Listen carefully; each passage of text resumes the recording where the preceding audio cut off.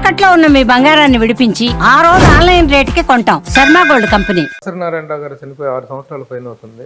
దాసనారాయణరావు గారి ప్రస్తావన రాగానే మోహన్ బాబు గారి ఫేస్ అనేటువంటి సూపర్ ఇంపోజ్ అవటం అనేటువంటి అందరికీ తెలిసినటువంటి విషయం. ఇంకా ఆయన లెగసీని కంటిన్యూ అవ్వకుండా ఆయన లెగసీ అనేటువంటిది అలా స్తంభించిపోయింది. ఆయన కుటుంబం వైపు నుంచి కానీ ఇటువైపు నుంచి కానీ మీరు ఏమైనా ఇనిషియేషన్ తీసుకుని ఆయన పేరు ఎవరైనా ఆయన స్థానాన్ని ఆక్యుపై చేస్తానంటే వాళ్ళకు ఓటేస్తాను హ్యాపీగా. నాకొద్దు, మన వల్ల కాదు, మన వల్ల కాదు కాదు కాదు నాకు చాలా పనులు ఉన్నాయి, మన వల్ల కాదు. ఆయన స్థానాన్ని ఆక్యుపై చేయగలిగిన వ్యక్తి ఎవరైనా ఉన్నారని ఇండస్ట్రీలో? నాది ఉంటే ఎవరైనా సరే ఐ అప్రిషియేట్, కౌగులించుకొని ముద్దు పెట్టుకుంటాను. చిరంజీవి గారు అనుకుంటున్నారు అందరూ. I appreciate, you welcome that. Yes. నాయకత్వం అనేటువంటి ఇండస్ట్రీ నాయకత్వం అనేటువంటిది గారు చిరంజీవి ఎవరైనా తీసుకోవచ్చు. ఇండస్ట్రీ ఒకటి సొత్తు కాదు, అందరూ నాయకులే, అందరూ నాయకత్వమే, అందరూ గొప్పవాళ్ళే. ఇక పోతే మోహన్ బాబు గారికి ఎంత పబ్లిక్లో ఎంత అప్లాజ్ వచ్చినప్పటికీ కూడా, ఎంత ఈ సినిమాలు విజయవంతమైనప్పటికీ, ఎంత ప్రతిష్టాత్మకమైన వ్యక్తిగా అతను ఎదిగినప్పటికీ కూడా అవార్డు అనేటువంటిది ఏది మోహన్ బాబు గారికి రాలేదు. అవార్డుల పట్ల మోహన్ బాబు గారు ప్రభు అవార్డులు మధ్యలో ఎందుకు కట్ చేశానంటే, నేను కొన్ని సంవత్సరాలుగా చెప్తున్నాను ప్రతిదీ ప్రయత్నం చేయాలి. అప్పట్లో నంది అవార్డులు కొంతమంది నిర్మాతలు ఎలా ప్రయత్నం చేశారో తలుచుకుంటుంటే ఆశ్చర్యపోతుంటాను.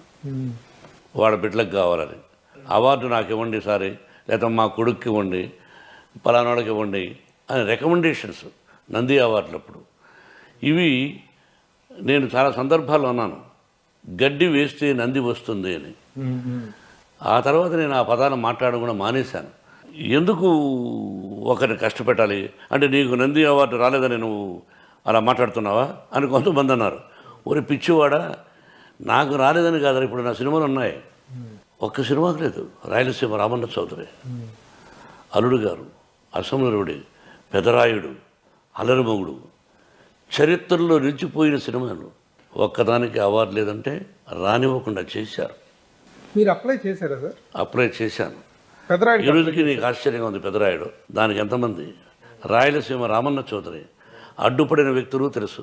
వాళ్ళకు ఫోన్ చేసి కంగ్రాచులేషన్స్ అని చెప్పాను. ఏంటన్నారు, థ్యాంక్ యూ సార్, నాకు అవార్డు ఇవ్వకుండా పలాని ఒక చెత్త సినిమాకి ఇచ్చారు. అది కాదు, డోంట్ టాక్ టు మీ పెద్దగా వాళ్ళగా గౌరవిస్తున్నా. ఇంకా ఎంగిలి కూడితిని ఎందుకు బ్రతుకుతున్నారు మీరు? ఇంత వయసు వచ్చింది, మీరందరూ కమిటీ సభ్యులు, ఎంగిలి కూడితినండి సార్, ఎందుకు అటువంటి పనులు చేస్తారు అని. నీకు తెలుసో లేదో, ఈరోజు చూడు సినిమా మనోజ్ది, జుమ్మందనాదం, మనోజ్ బాబు యాక్ట్ చేశాడు. క్లైమాక్స్ సాంగ్ చూడు, ఇట్ ఈజ్ నభూతో నా భవిష్యత్తు. ప్రతి స్కూల్లోనూ ఆ పాట పెట్టుకోవాలి. చంద్రబోస్ రాశాడు. దానికి అవార్డు రావాలి, బిడ్డకు రావాలి, కాకుండా ఎవరో తీసుకున్నారు. నాకు తెలుసు ఆ విధంగా ఎందుకు వెళ్ళిందో. నవ్వుకున్నాను. నాకు అవార్డు కాదు కావాల్సింది, ప్రజల ఆశీస్సులు. సినిమా హిట్ అయితే డబ్బులు, మనం పెట్టిన డబ్బుల కంటే కూడా ఎక్కువ డబ్బులు రావాలి విత్ ఇంట్రెస్ట్. అది నాకు ఇంట్రెస్ట్ తప్ప అవార్డులు రివార్డు కాదు. You see today itself identity. ఏదైనా ప్రయత్నం, ప్రయత్నం దైవయత్నం అంతే. నీకు పద్మశ్రీ వచ్చింది, అది ప్రయత్నపూర్వకంగా వచ్చింది, అలా వచ్చింది? అది నువ్వే తెలుసుకో.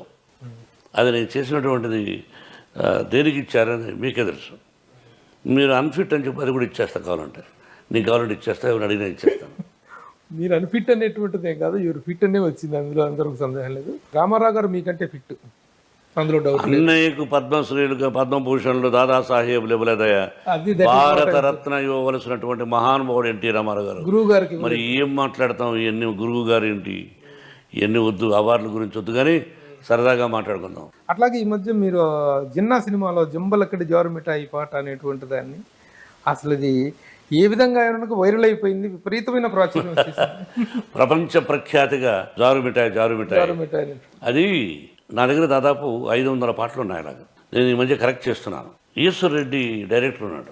ఈశ్వర్ రెడ్డి, ఆయనతో చేసి ఈశ్వర్ రెడ్డి, నేను పల్లెటూరులో ఉండే పాటలు మనకు కావాలి అని చెప్పి, మా ఊరి దగ్గర వెంకటగిరి దగ్గర అతను అది ఇక్కడ రావడం, అన్ని ఊర్లు తిరగడం, ఎక్కడైనా విలేజ్లో ఉండే మామూలుగా పాటలు పాడుతూ ఉంటారు.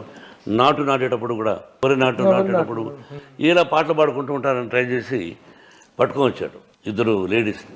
ఎక్కడ చూడు జారు మిఠాయి అని. నువ్వు అన్నట్టు సినిమా వాళ్ళు మెయిన్ థియేటర్స్లో చూడకపోయినా దీనిలో నెట్ఫ్లిక్స్లో చూస్తున్నారు. అసలు నా సాంగు మిగతా వాళ్ళు కూడా పెట్టుకొని దాన్ని ఎంజాయ్ చేస్తున్నారు. 2 లైన్లు నాకు రియలీ ఐ ఎంజాయ్. ఆ లేడీస్ని పిలిపించి ఇదిగో మళ్ళీ రేపు నుండి పిలిపిస్తున్నాను, ఇంకా ఏదైనా పాటలు ఉన్నాయని. చాలా అద్భుతంగా చూడు కళ ఒకరి సొంతం కాదు. అంత క్లిక్ అవుతుందని మీరు ఎక్స్పెక్ట్ చేశారు? అసలు జంబలకడి జారు అవుతుంది అనుకున్నాను. నా సినిమా సూపర్ హిట్ అవుతుంది. దీనిలో జారుమిట ఈజ్ వండర్ఫుల్. దానిలో విష్ణు చేసిన పర్ఫార్మెన్స్ కానీ, ఇంకొక నటి చేసిన పర్ఫార్మెన్స్ కానీ అద్భుతం. వాల్తేరు వీరయ్యలో చిరంజీవి గారు కూడా వాడారు దాన్ని. ఒక చిన్న బిట్టు చూసిన సినిమాను థియేటర్ గొల్లు మనది. I'm very happy. చూడు మా ఇద్దరిలో మనసు కష్టాలు లేవన్నది కదా నిదర్శనం చాలు కదా నీకు. జనరా సినిమా ఎవరిదని తెలుసు అతనికి. తెలిసి ఆ 2 లైన్లు తను పాడాడంటే నా మీద ప్రేమ ఉండబట్టేగా, నా బిడ్డ మీద ప్రేమ ఉండబట్టేగా. మరి తెలుసుకోలేని మూర్ఖులు కొంతమంది మూర్ఖుల్లాగానే ఉంటుంటారు. అది వాళ్ళకి నష్టం కానీ మాకు నష్టం కాదు. మీకు మధ్య ఎవరిని వస్తే మధ్యలో పొడుచుకొని పోయినట్టు, పొటేలు మధ్య వచ్చినట్టు.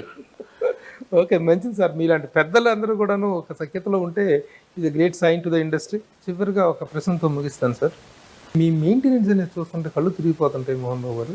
మీ సెక్యూరిటీ కానీ, మీ గన్మెన్స్, మీ bouncers, the way you maintain, ఒక కిరీటం లేని కింగ్ లాగా ఉంటుంది. ఇక్కడ కానీ అక్కడ కానీ ఇంటి దగ్గర కానీ మీ మెయింటెనెన్స్ అంతా.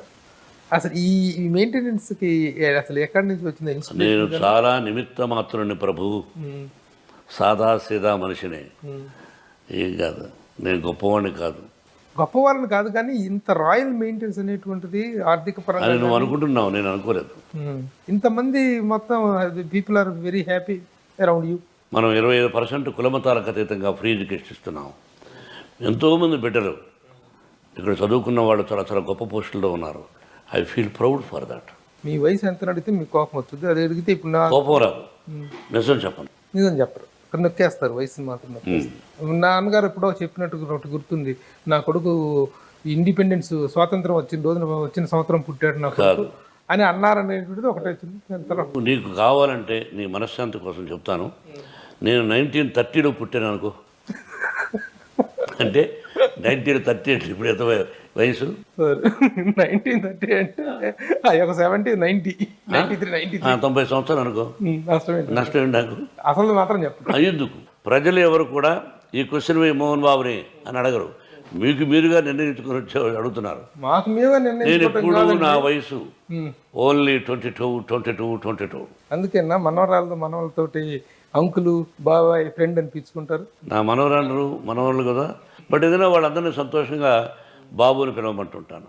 I love that. బాబు అని, బాబు తాత అనిపించుకోరు. బాబు అంటుంది లక్ష్మి కూతురు. మా విష్ణు కొడుకు అవరామన్నాడు, బాబు అంటాడు వాడు. రే నన్ను ఎవరు అలా అన్నారు అంటే ఇలా అంటాడు వాడు. ఇలా రకరకాలుగా ఉంటుంటాయి. అందరినీ భయపెట్టే మోహన్ బాబుని భయపెట్టేది వాళ్ళేనా? వాడు భయపెడుతున్నారు.